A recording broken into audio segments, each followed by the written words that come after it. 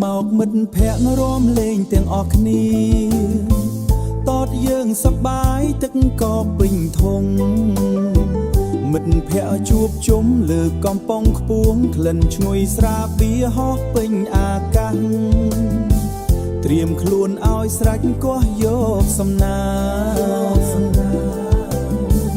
ណែសំឡឹងមើលក្រោមក្រវិលដែកចិត្តអរំភើបចង់បានរង្វាន់គោះមួយកំប៉ុងចាំមើលយប់នេះតើអ្នកណាខ្លាំងជាម្ចាស់លៀបធំ50000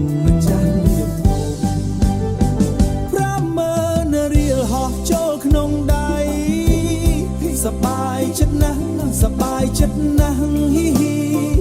ផឹកយកសំណាងមិនបាច់ខ្វល់អ្វីរង្វាន់កំណាងមិនបាច់ខ្វល់អ្វីរង្វាន់កំពុងធ្វើឲ្យយើងរំនៅពេលកំពុងទៀតក៏នៅតែរួចហ៊ី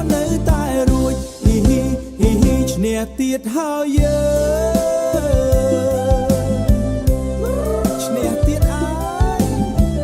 អាវសូត្រចាំងភ្នែករំតាមចង្វាក់ដៃកាន់កំប៉ុង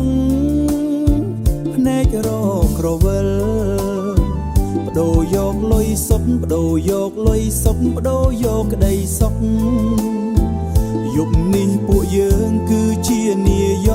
កពិតជាលយគួហឹកឈ្នះ